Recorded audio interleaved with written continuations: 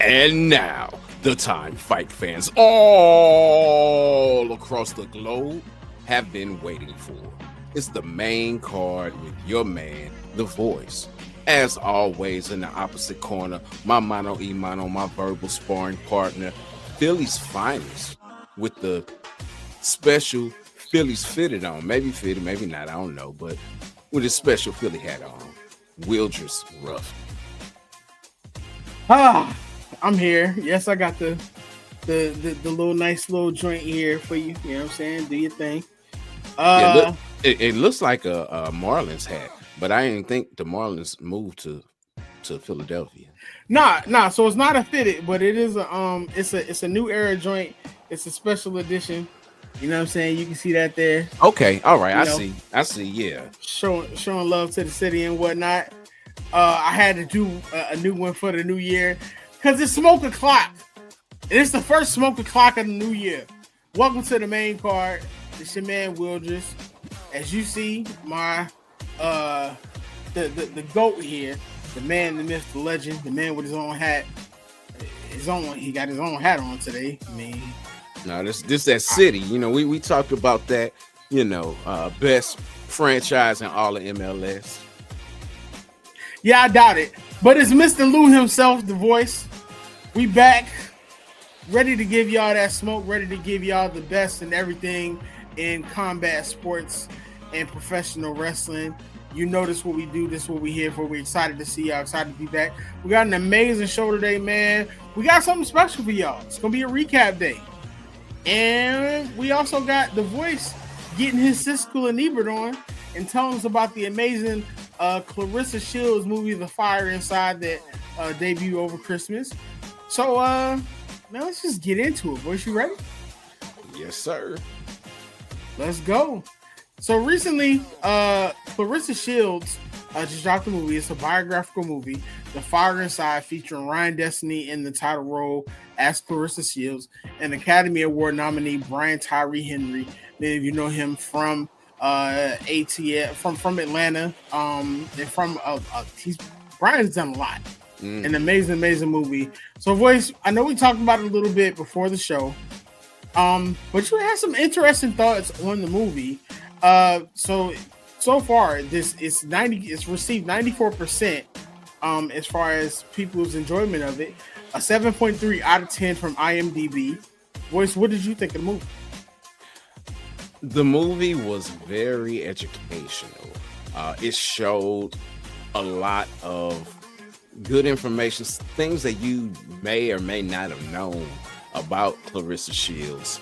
And it was just about really her time as an amateur. She did, or I should say, it spoke to her professional career in the closing credits. But, you know, it was her time as an amateur, specifically winning that first gold medal. I don't want to give away too much of the movie, but we know that Claressa, if you know anything, this is public knowledge, so I'm not giving it away. She won 2 gold medals before going pro. And this really documented her journey during that time and the challenges and the hardships that she had to overcome in order to gain those coveted gold medals. So it was very interesting, again, in that sense, the information that it provided about her life before and after winning the medal. That was so eye-opening. And again, overall, it was a good movie. For me, it just seemed like there was a little something missing. As we talked off air, it may be that because this was a drama that had action versus an action movie that had drama, you know, maybe I was looking for a little more of the boxing aspect. We talked about Brian Tyree Henry and him playing the coach. He is an excellent actor. I just, you know, if you're out there and you hear this, Brian, if you're doing any other boxing movies, I need you to spend some time in the gym. He threw like one combination and it was like, dude, you shouldn't be teaching anybody how to throw a punch, like, yeah, at all. So that was just a little technical something. It was a great movie. Again, it highlighted all the wonderful things that Claressa has done in her career overall, as well as in obtaining those goals, being the first woman and the first person to medal like since the 80s to win a gold medal for the U.S. in boxing. So, it was great. Ryan did a wonderful job in portraying her. She brought a lot of life and realism to the role. Overall, again, it was a really good movie. I enjoyed it. Okay. So out of, let's say, we're going to do something different here on the main card. Out of 5 boxing gloves, how many boxing gloves you give it? I told you off air, I feel like I'm a bit biased. I'm gonna give it 3.5. It was a good movie. Yeah, it was a good movie, but I really judge movies based on rewatchability. And when this comes back out, it's not like, oh yeah, I want to sit down and watch this. Oh, come watch this with me. I'm not gonna do that. Again, it was a good movie. I didn't waste my time. I didn't waste my money. It just doesn't have that rewatchability factor for me, which is what would have it at a higher level. That's understandable. As somebody who covers the world of women's boxing, I would expect you probably to be a little bit more tough on it than usual, but you still gave it a pretty good grade and said it was a good movie. I'm sure there was probably just more that you would have liked to have seen, considering it was a biopic on one of the greatest women's boxers alive today. So, man, there you have it. Make sure you all get out there and see The Fire Inside, featuring Ryan Destiny in the title role. That's the Claressa Shields movie. Tell them that the voice sent you. If not, you may be able to catch it on streaming services, I'm sure, when it comes out soon. And everything goes to streaming services pretty quick. Yeah, pretty fast. All right. Well, it's time for us to switch things up. And we're going to talk quite a bit of pro wrestling today, starting off with Raw on Netflix. We're doing this show specifically for this aspect of things. This was a huge event. I mean, absolutely just huge. They pulled out all of the stops. My question first, because it was such a big event, did they go too big? No. This is on par with what WWE does. They make things a big spectacle. And one of the things that you have to understand about this is not only was this a move to Netflix, but this was a move away from the USA Network, because Raw is considered to be the longest running episodic television show in history. It's all over 30 years every Monday. So longer running than The Simpsons? Yes. They say it's the longest running episodic. So I don't know where The Simpsons rank. Maybe it's animated for The Simpsons, but this is listed even on USA when they talk about it. They made it a spectacle because it was a big move. You're moving to Netflix, so now the things that they usually bleep out on USA, they're not bleeping out here. Yeah. And then also different because now internationally you're seeing it at the same time also. And if you have a VPN and you get the chance to watch it in an international manner, when they go to break here in the US, internationally you still get a chance to see what's going on in the match in comparison, which was great. We got to see a lot of that on social media. But it was what it should have been. They bought out all the stops. Any and everybody. There were some people I think should have been there that weren't there. and some people who were there that should have been there, but we'll get into that later. Okay. But it was an epic event for what Monday Night Raw is going to be moving forward on Netflix. And that's the reason why I asked if it was too much, because with having all of those stops pulled, I mean, and with everything that happened, it feels like there were some things that may have gotten overshadowed. I know, and forgive me for not doing my fact checking before saying this, but let me just ask. I believe that the Women's Intercontinental Championship final was supposed to take place during that first episode. Did that happen? No. So they actually decided a week before to not do that in order to allow that to be like a main part of next week's show. So that's going to happen on next week's show.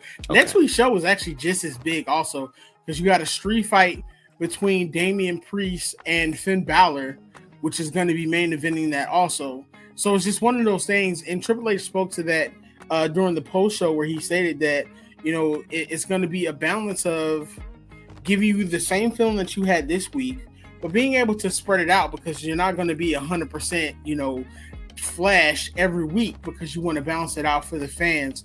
But that's going to be a big match also, and that's going to be taking place next week. This one was actually really good, because even though there were 4 total matches, but the 4 matches felt like all really, really big matches, and they were. I mean, you had Jey Uso versus Drew McIntyre, which Jey Uso's entrance, of course, was out of this world. He came out with Travis Scott. Shout out to Travis Scott. Travis Scott came out smoking. Mm-hmm. One of the things Triple H said was, thank God that Jey didn't partake, because that would have been a different feeling and a different explanation that you had. Surprisingly, Jey came out on top in that match, which I think shocked a lot of people, but it's good because now you don't expect for things to happen. You're waiting to see. Jey has had an amazing year. Would love to see him have another run with the title. You had the Women's World Championship match between Rhea Ripley and Liv Morgan, something that we were all waiting to see kind of like go away and end because they've been going at it for months. Rhea Ripley came out on top, ends that story with Liv Morgan. Surprise, surprise, the day after WWE announced that Becky Lynch had just re-signed with WWE. So bound to see Rhea Ripley and Becky Lynch mix it up soon, and Jade Cargill is actually expected to be returning soon to talk about that storyline also. That was an awesome match also as a championship match. You got the Tribal Combat, Roman Reigns and Solo Sikoa. So if I'm being honest, I like the match.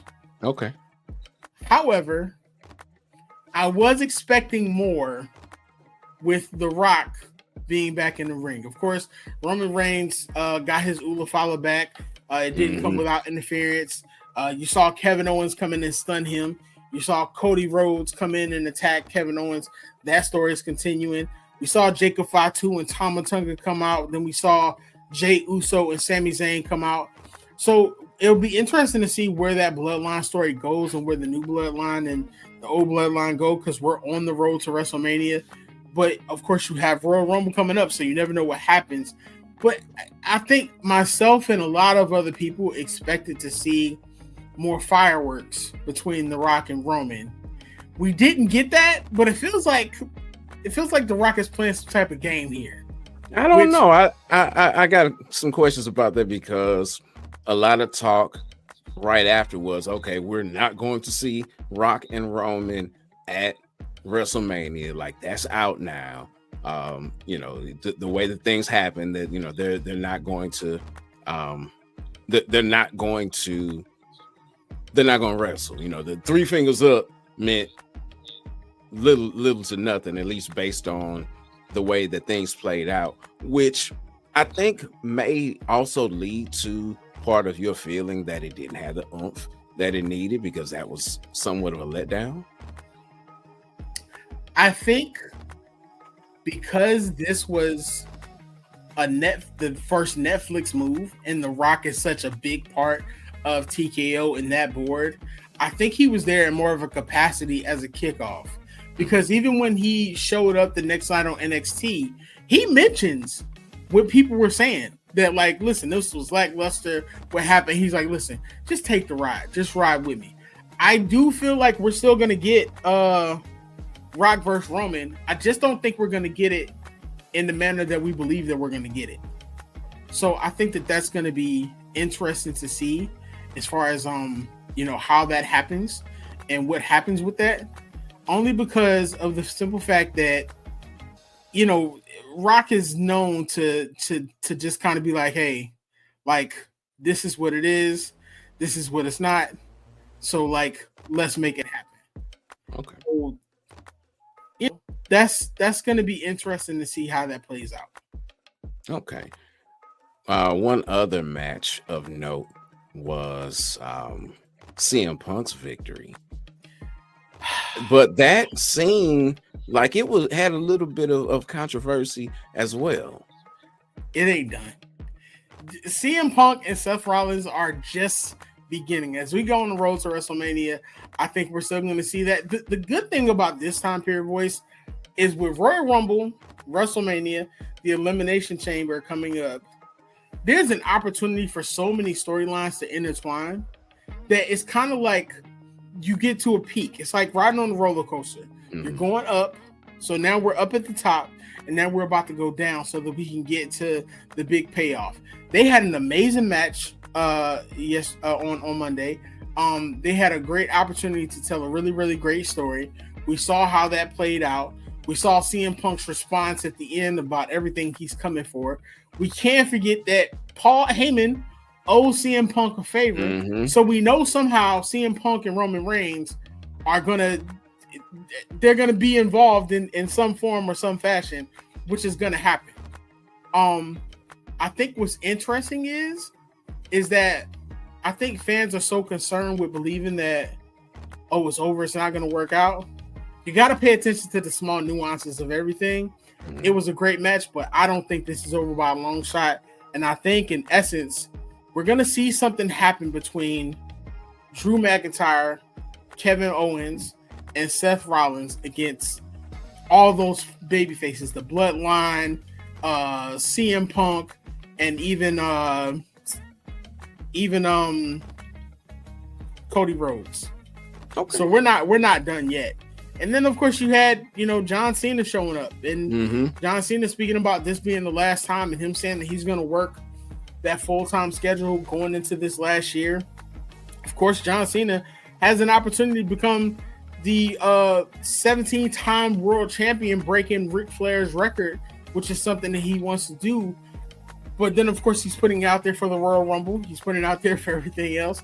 I know they've talked about internally John Cena versus Cody Rhodes. I don't think that they would just do that to the fans and they would just put it out there like that and that be it. But there's a lot of wrenches possibly out there, because even Logan Paul came back and said he's 100% a WWE superstar now. So going into Royal Rumble, it's going to be exciting. I would say if you're a fan or if you're a casual wanting to get into it, this is the perfect time to see it, because going into WrestleMania season, you got Royal Rumble 3 weeks away. Everything's going to be box office. Everything's going to be set up, and you're going to get a chance to see how these stories intertwine going into the Royal Rumble, to see who gets a chance to point at the sign and say, hey, I'm main eventing. Mm-hmm. All right, I think this is a good place to take a break. So we're going to take our Ozell break, and on the other side, we're going to talk a little bit more about The Rock and New Year's Evil, and then talk about the most talked about aspect of Raw on Netflix. On the other side is the main card. It's not just about the love of the game. It's about dedication and commitment through the process, and the patience to endure. There's joy in reaching your goals, and peace in knowing you've done all you're supposed to do. Ozell brand. It's not just a brand, it's a lifestyle.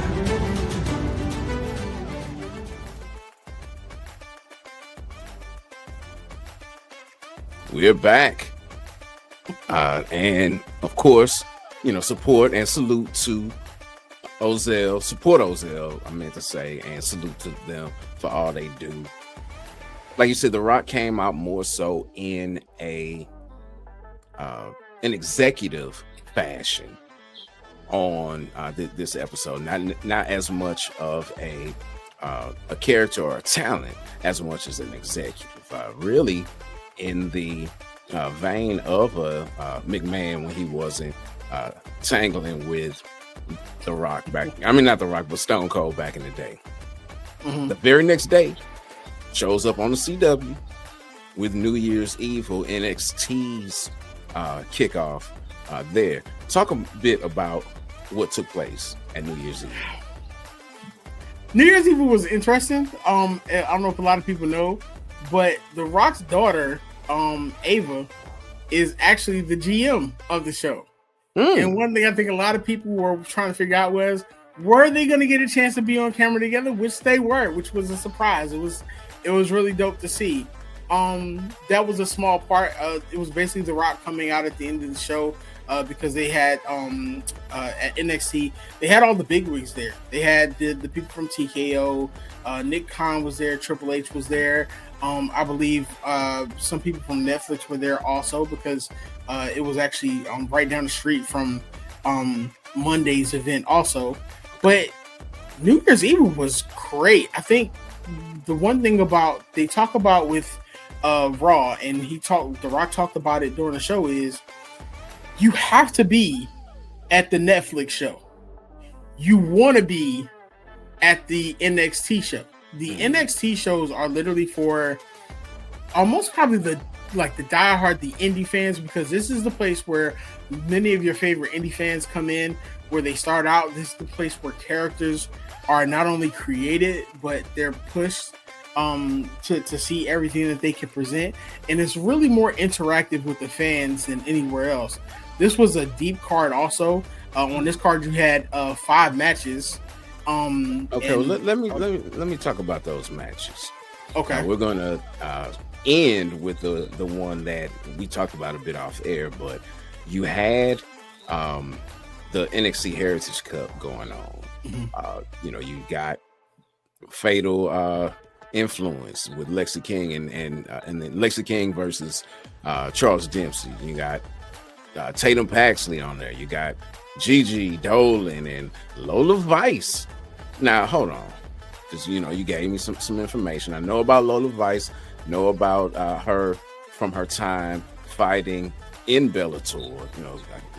Cover Valerie Loretta doing that. Who is Shotzi?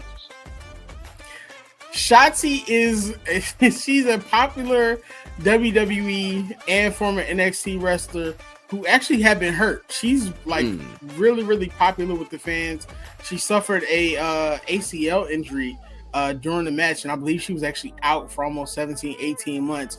Then right when she was coming back, there was a thing with, I believe her sister was actually had a cancer diagnosis. She shaved her hair. So she is very enduring with the NXT fan base. The NXT fan base loves her.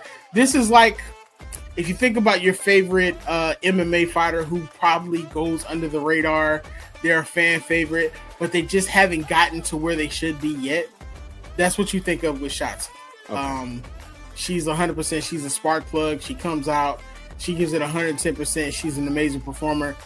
Their match, Gigi Dolan, who also just returned. Gigi was really popular, as she was actually part of one of the best factions in NXT, an all-women faction previously, and Tatum Paxley going against Fatal Influence.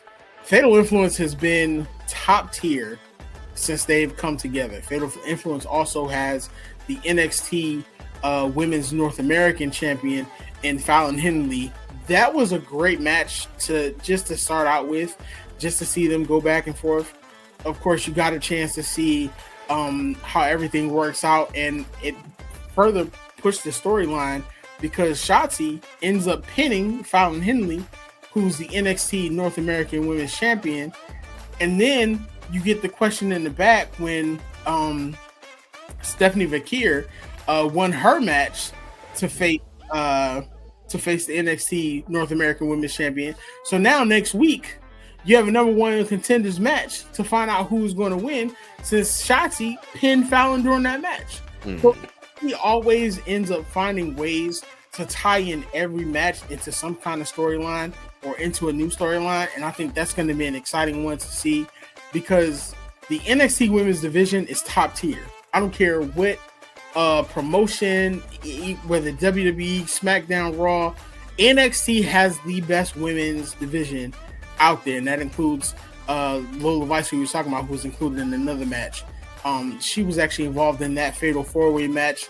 That was actually to see who was going to be the number one contender for the NXT North American Women's Championship.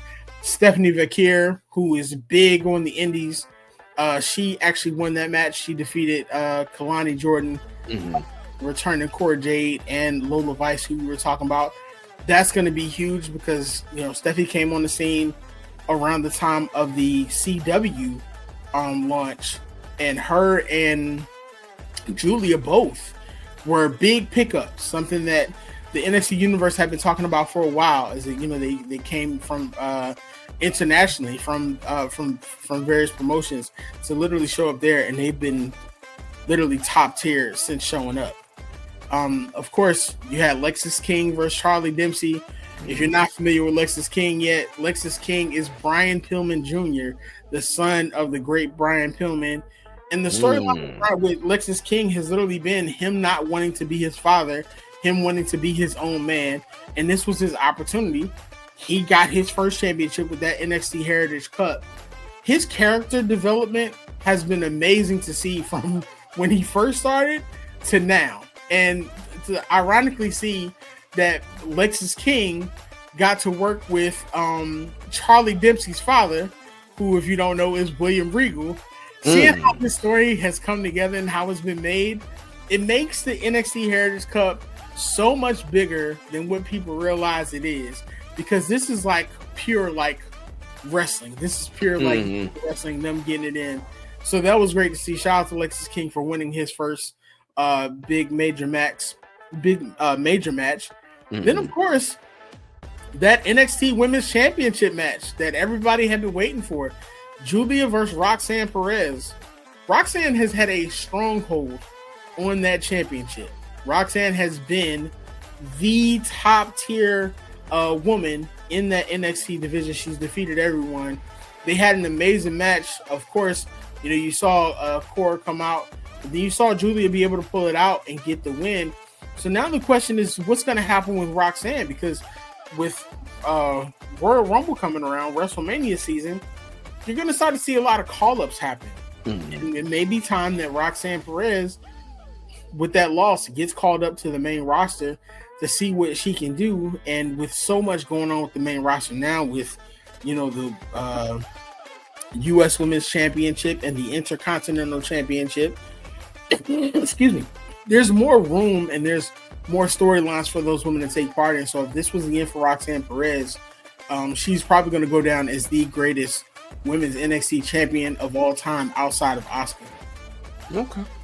All right. Well, the main event saw my wannabe, my living avatar in one Oba Femi, because, you know, if you know anything about the Yoruba people, you know that my name, Olufemi Oshanko, was the name of a great Oba, which is the king. Oba means king. It was the name of a great Oba within the lineage of Yoruba royalty. So, you know, he's a living, breathing, unauthorized avatar of the real Oba Femi, because I am a king and my name is Olufemi. So, you know, it is what it is. I don't. He may have Olufemi or Oluwafemi somewhere in his name, but that's my name. Okay. Enough of that. So, So talk about my unauthorized avatar. Okay, so Obafemi, 6'4", 310 pounds. I'm not sure how he can be a. You know what? I'll let y'all decide that. Oba, if you see this, I'm not saying nothing about you, big dog. I'm a fan. We saw the I ain't mad because he out there, putting shining a light. I just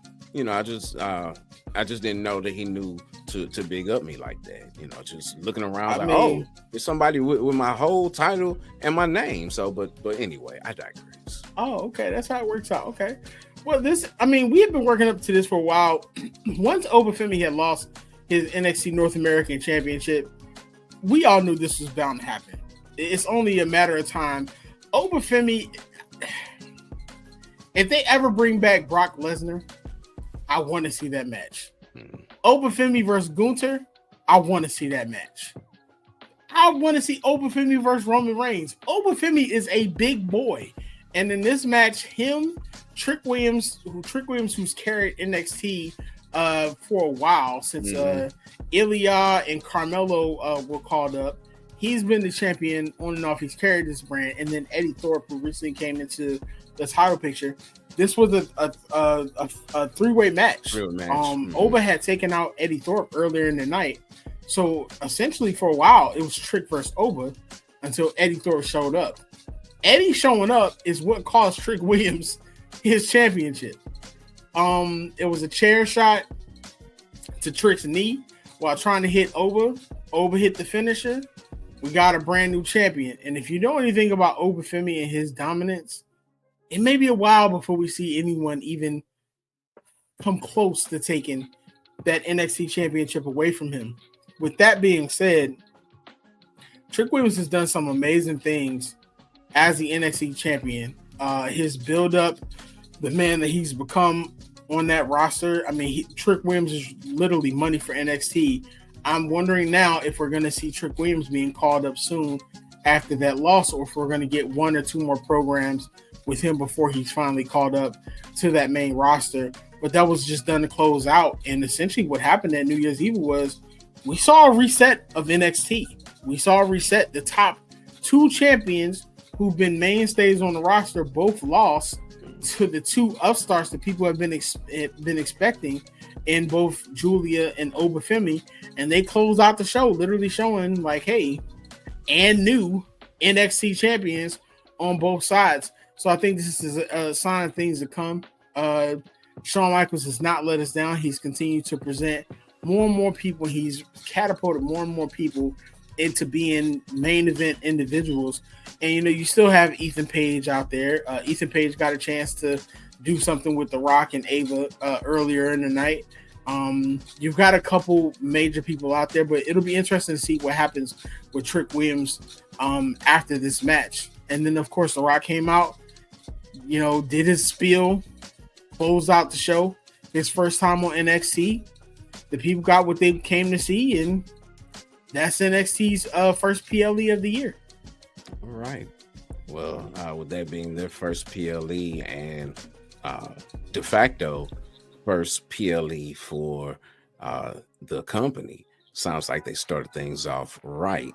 And they needed something good to happen because something happened.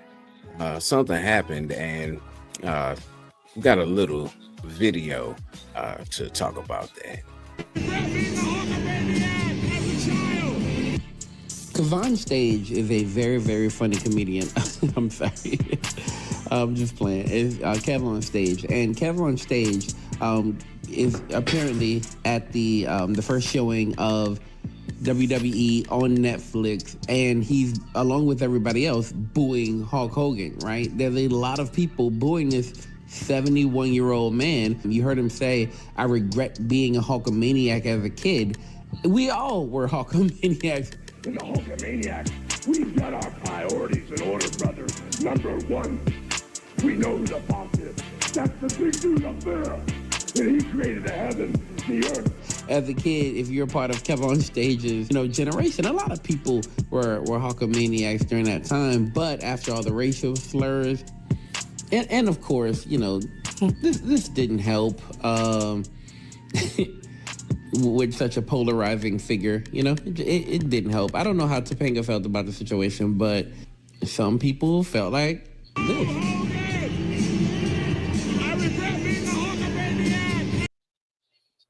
All right, so that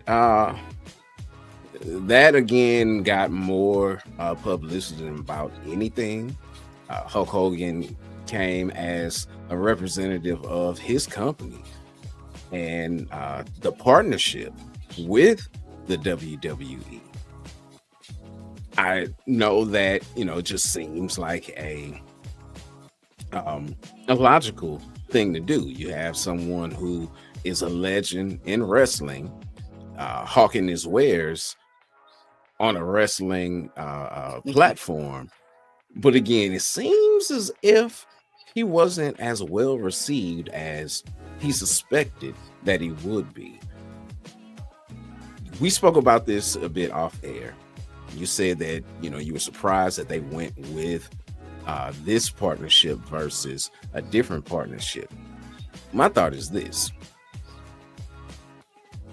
they more than likely went with this because this is the person that was coming and stepping up to the plate and paying. I don't know what was going on with what's going on with the other wrestlers with their own lines of adult beverages and things of that nature, but we know that they stepped up to the plate.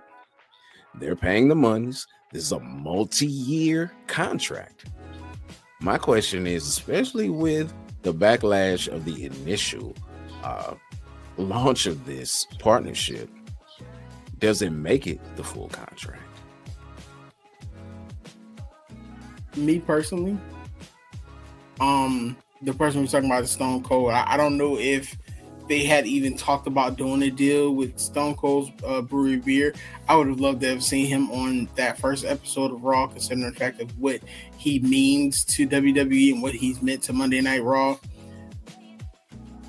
Hulk Hogan has to be, the Hulk Hogan thing has to be let go, because the fans now feel how they feel about it. I know a lot of people are on social media saying, oh, it's because of his political beliefs. Now, there may be some people who are booing him because of his political beliefs. When you look at The Undertaker, who is clearly MAGA and has had that man on his show, I don't want to put his name out there just in case, but he still got cheered. Yep. The issue with Hulk Hogan is his racism. People don't like Hulk Hogan because he has blatantly said and carried out racist things, whether it be him getting caught on tape talking about a black man dating his daughter and using the N-word, whether it be the fact that recently at one of his stops in Tampa to promote his beer, a black woman was hired to help him promote it. Because she was black, she was later fired. This was confirmed. I'm not sure exactly what was done behind it, but from what it was said by a few people, this was confirmed. Terry Bollea has confirmed that she was fired. That she was let go. That she was let go because she was black, which I can't confirm it. I know that there's information out there stating that, but I do know that it was not received well. Once he found out that the young lady was black, she was let go. The thing about it is that he's had a history of behavior that has rubbed people the wrong way. And because of that, he's no longer someone that people want to see. On top of the fact, when you look at the issues of what came out during the Vince McMahon documentary about him, snitching on the union, because, people don't like snitches. Mm-hmm. A lot of things that Terry has done has been completely unfavorable to this generation of professional wrestling fans. Now, you'll still have your people out there who will say, oh, this is not a big deal, this and that and the other. If you hear them say that, then you know why they're saying that. But the thing about it is, with Hulk Hogan, it may be time to let that partnership go. And you can't say that it's just because it was in California, because here in Florida, he was booed at Raymond James Stadium during WrestleMania. There's video out there that you can see for that also. He's not received the same as he was when people were kids. Now, I can tell you right now, you can ask anybody who knows me, I've never been a Hulk Hogan. I've never been a Hulkamaniac. I've been Macho Man Randy Savage since as far back as I can remember. I was even Sergeant Slaughter, even before Sergeant, turned on the USA apparently in that storyline. But he's not well received anymore. And once you hear it and you see it, it's going to be interesting to see what WWE does with this moving forward. They're probably going to be very selective about the cities that they take him to or that they allow him to come out at, if they allow him to come out anymore. But this is just one of those situations where WWE has done so many things right. I personally feel like this was a shortcoming. This was the one black eye of that Netflix event, and it just really made me wonder, like, why wasn't it Stone Cold? And I'm sure that, like you said, there's reasons money was paid, things were done, but Hulk Hogan is just not received well by wrestling fans anymore, more or less in the last 10, 15 years. And it's not going to change. Well, there's that. As far as that relationship is concerned, time will tell as to if this continues to be a working relationship or not. But we have come to the end of the show, and normally we'll have some final fights. There are some fights this weekend.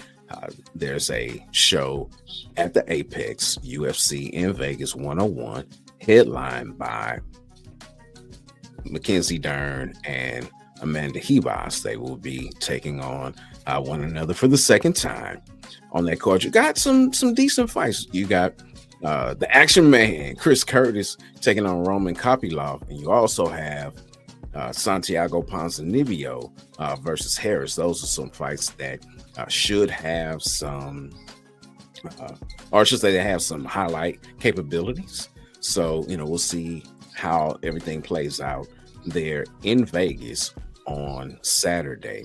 And then we'll be back next week because there are some phenomenal fights that are coming down the pike, including the UFC's first pay-per-view of the year, which is absolutely phenomenal. Normally, January and December can be slower months as far as the pay-per-view is concerned. Not this year. Sounds like an amazing start to the year, ladies and gentlemen. We're so excited to be back with you, the main card. You already know it's always Smoke O'Clock with us. When we come on, we thank you and appreciate you for joining us. Let us know what you think in the comments, whether you agree or disagree. Make sure you like, share, and subscribe. And if you're not, make sure that you are following so that you can make sure that you get these notifications when our shows are on. We got everything that you need, not the same. We got the HBCU. We got NFL. We got pretty spectacular sports show.